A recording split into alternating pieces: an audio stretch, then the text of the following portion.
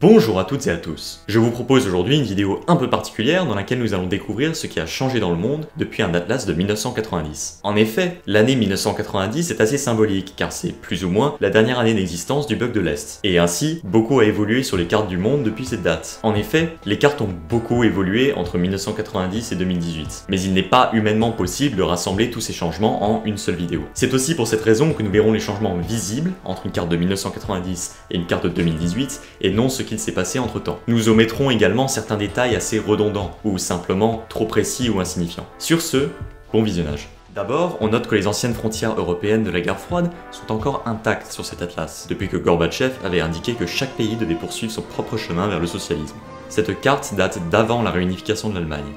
Et on voit donc la République fédérale d'Allemagne, avec sa capitale Bonn et son enclave de Berlin-Ouest. De l'autre côté, la République démocratique d'Allemagne, capitale Berlin-Est. En octobre de la même année, les frontières auront disparu, même si les frontières socio-économiques seront encore visibles dans les décennies à suivre. Les voisins tchécoslovaques sont également toujours un pays unique en 1990. Et le régime communiste de la République socialiste tchécoslovaque vient de chuter l'année précédente, pendant la paisible révolution de velours. La dissolution de la fédération en ces deux États constituants aura lieu 3 ans plus tard.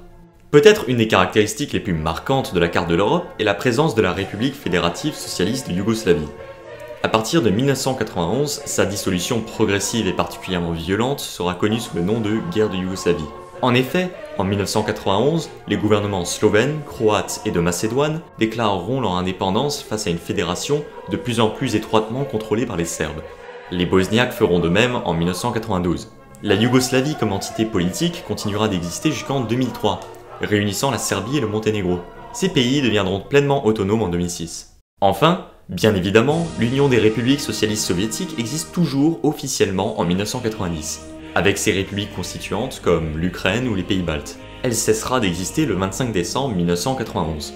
D'ailleurs, en parlant d'Union soviétique, entre le Kazakhstan et l'Ouzbékistan se trouve la mer d'Aral, un des 4 lacs les plus grands du monde. Cependant, le gouvernement soviétique a tellement employé cette source d'eau pour ses projets d'irrigation que le lac a diminué tant qu'il n'existe pratiquement plus en 2018. L'agriculture et l'industrie de pêche sont donc gravement menacées dans la région. Restons en Asie. En Chine, peu de choses ont changé géographiquement. Cependant, de petits détails très révélateurs sont visibles dans cet atlas de 1990. Notamment Hong Kong, qui est toujours sous domination britannique. Vous voyez comment la capitale de Hong Kong s'appelle Victoria, du temps où l'agglomération était encore assez petite pour qu'on affiche plusieurs villes dans Hong Kong. Autre vestige des guerres de l'opium, Macao est également une ville portugaise. Hong Kong fut rétrocédé à la Chine en 1997, ainsi que Macao en 1999. Il est d'ailleurs intéressant de noter que Shenzhen n'est même pas visible sur la carte, alors que c'est aujourd'hui l'une des villes les plus importantes de Chine. En effet, cette ville fut l'objet d'expériences sur le modèle capitaliste et se développa à une vitesse fulgurante depuis les années 80. Anciennement une petite ville rurale, c'est aujourd'hui la capitale technologique de la Chine.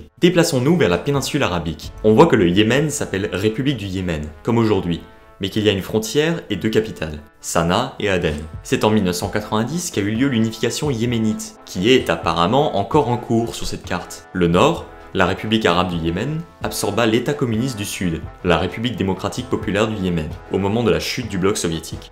Déplaçons-nous vers l'Afrique. On voit d'abord que le Soudan est encore entier, si je puis dire. Le Sud-Soudan n'a gagné son indépendance qu'en 2011, avec comme capitale Juba. Si l'on regarde un peu plus bas, on voit que Zaïre est encore un pays. La République de Zaïre est le nom donné au pays par Mobutu Sese Seko, après sa prise du pouvoir en 1971, dans une volonté d'africanisation, de détachement du passé colonial belge. Ceci explique donc ce drapeau purement africain. À la chute du régime, en 1997, le pays fut renommé République démocratique du Congo. Enfin, penchons-nous sur l'Afrique du Sud. Cette carte date d'1 an avant la fin de l'apartheid. Séparation raciale institutionnalisée en Asie du Sud jusqu'en 1994. En effet, on remarque que les Bantoustans, États autonomes au sein du pays, figurent sur l'atlas. Par exemple, on voit le Bophuthatswana, le Transkei et même le Ciskei. Ces Bantoustans étaient des États autonomes réservés aux populations indigènes au sein de la République d'Afrique du Sud, abolie en 1994. Je suis certain qu'il y a bien d'autres choses encore à remarquer sur cet atlas de 1990, mais je ne peux évidemment pas parler de tout. Toutefois, ces cartes nous rappellent l'importance et l'intérêt du papier, qui garde des traces historiques, concrètes et immuables. Un atlas est un témoignage des changements constants des frontières et de la géographie, d'autant plus que nous vivons dans une époque où les informations se trouvent de moins en moins sur les sources physiques. Merci d'avoir regardé, et j'espère que cette vidéo vous aura intéressé. N'hésitez surtout pas à partager la vidéo et à laisser des suggestions dans les commentaires.